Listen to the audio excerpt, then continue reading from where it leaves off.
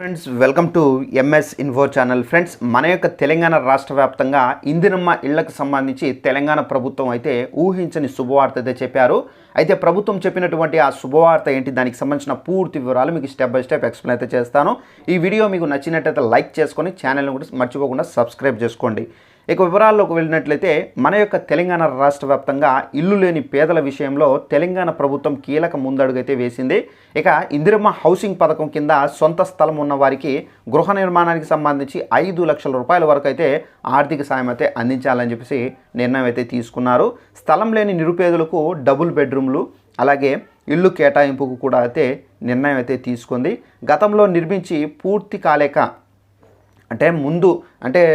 ముందు గవర్నమెంట్ ఏదైతే ఉందో ఆ గవర్నమెంట్లో ఇల్లు కట్టుకొని ఆ గవర్నమెంట్లో పూర్తి కాకుండా అలాగే నిలబడిపోయిన ఇల్లు ఏవైతే ఉన్నాయో ఆ ఇండ్లకి సంబంధించి పూర్తి కాలేక నిలిచిపోయిన డబుల్ బెడ్రూమ్ ఇళ్లను అర్హులైన వారికి అప్పగించాలని చెప్పేసి ప్రభుత్వం ఆదేశాలు అయితే జారీ చేసింది.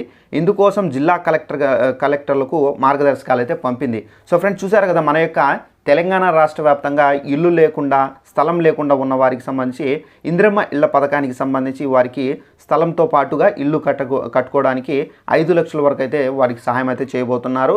గత ప్రభుత్వంలో ఏదైతే పెండింగ్లో ఉన్నాయో, అంటే గవర్నమెంట్ ఇచ్చి కూడా డబుల్ బెడ్రూమ్ ఇల్లులు పెండింగ్లో ఉన్నాయో వాటిని కూడా పూర్తి చేసి ఇవ్వాలని చెప్పేసి మన యొక్క సీఎం రేవంత్ రెడ్డి గారు జిల్లా కలెక్టర్లకు సంబంధించి ఆదేశాలు అయితే జారీ చేశారండి. సో ఇదండి ఇన్ఫర్మేషన్. ఈ వీడియో నచ్చినట్టయితే లైక్ చేసుకోండి. ఇలాంటి అప్డేట్స్ కోసం తెలుసుకోవాలంటే ఛానల్ను ఫాలో అవుతానండి. Thanks for watching this video. All the best.